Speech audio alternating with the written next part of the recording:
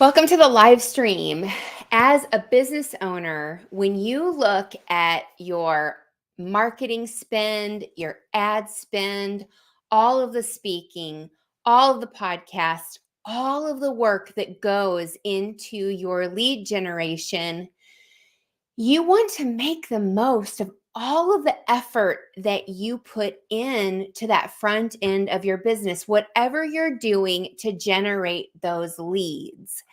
And the last thing that you want is to lose those hard earned leads inside of your sales process, inside of a leaky sales process. Statistics and studies have been done that show that you can increase sales conversions by 5 to 12% alone just by improving your sales process. Like, it's that simple. However, so many business owners overlook the importance of having a really tightened up sales process that helps the client journey using persuasion, using touch points, automations, etc., to get them from that hello to the finish line of I'm enrolled, I'm closed, I'm sold.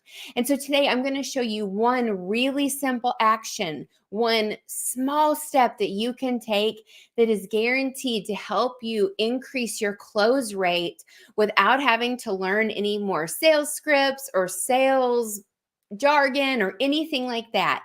So I'm going to show you that, but I want to know in the comments, let me know, do you want to get the most out of your marketing efforts? Type yes in the comments if you do. Do you want to squeeze every dollar out of your sales and marketing efforts? Type yes in the comments if you do. And do you want to learn this one simple action that you can use right away on your next sales call?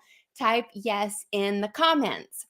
Now, if you are doing a proposal, if you're doing a 2-call close, if you're doing a 1-call close that doesn't convert on that 1 call, this is going to work for you. Now, in case we haven't met, who is this woman? What is she talking about? I'm Celia Faye Meisel.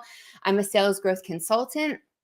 Clients that I've worked with have sold over $12.6 million in the last few years.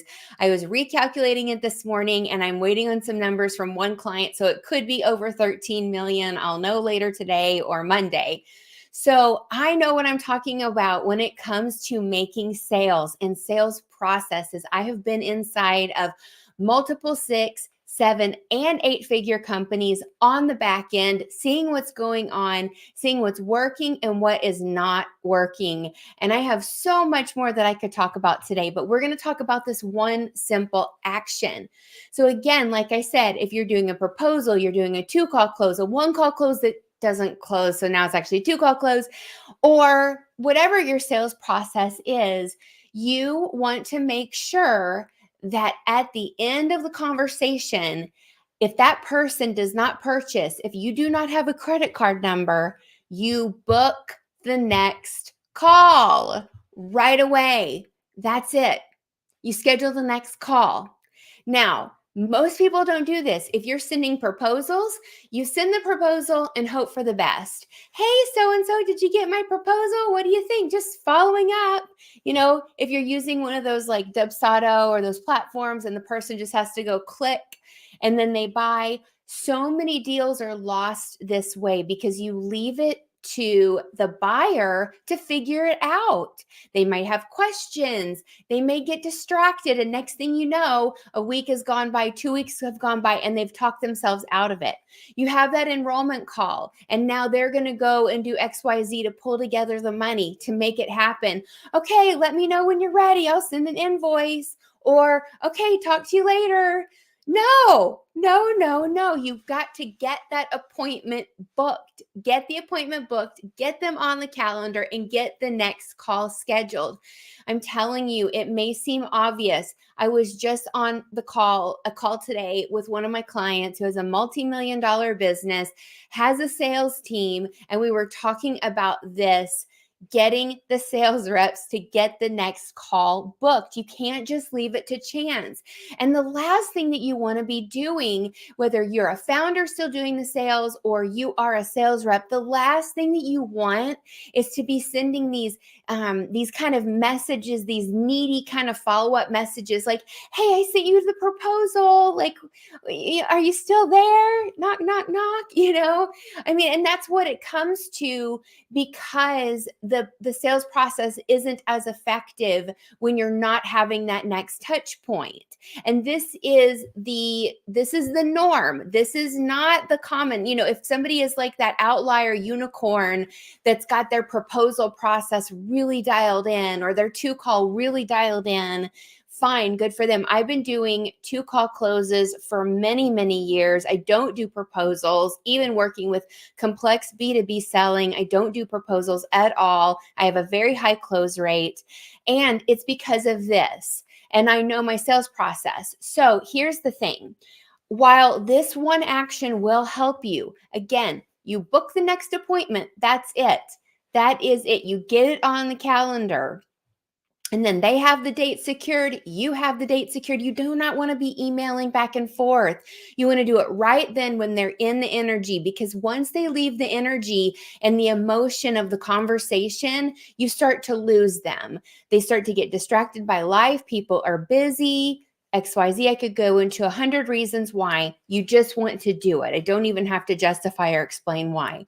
The next thing is, while this will help you increase your close rate, and it is guaranteed to help you, especially if you're losing people on that next step, but because they're disappearing, they're ghosting, whatever.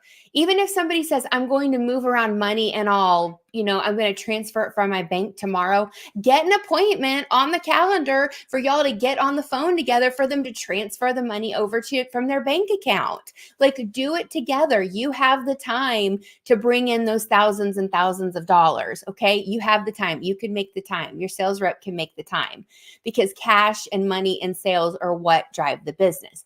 Now, if you have other parts of your sales process that aren't effective, let's say that your use of persuasive language is not fully effective. Let's say that you are not holding certainty on the calls. Let's say that you have a difficulty with objections because you don't know how to preempt them or handle them up front, or whatever it is. There can be a lot of other things that are going on in your sales process that can still factor into whether or not that close rate is going to move up significantly by adding that one step. So that's just one thing I want you to take into consideration, that this is not a magic bullet, because a sales process is A to Z. There are many, many steps, and it's very important that your sales process be customized to your business, to your company, to your message, to your avatar.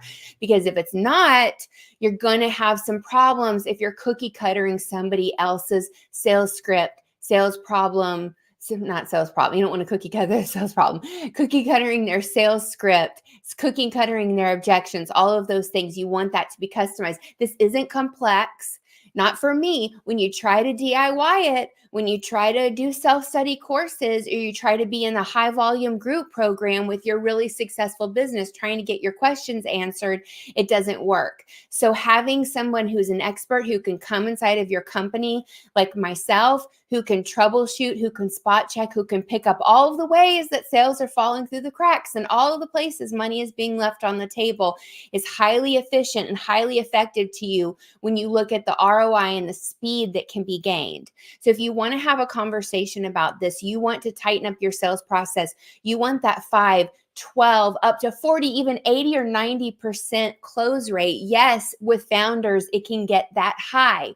If you want that, and you want something, a sales process that really matches your brand and how you show up for clients, or you have sales reps and you want them showing up more powerfully, and you want them being trained up more powerfully in a tighter team culture, book a sales growth strategy call with me. The URL is here in my name description here in the video, and go implement this action. Put it into use next week. Have your sales team put it into use, and notice how things begin to change and shift when you have a better sales process. Again, there are so many more things that we could talk about. This is one tiny, teeny little piece that can make a big difference. But when you compound all of the other ways that a sales up process can be improved and more sales can be made with ease, with persuasive language, with better automations, better effectiveness, you will see those numbers increase in your revenue and in your sales dollars collected.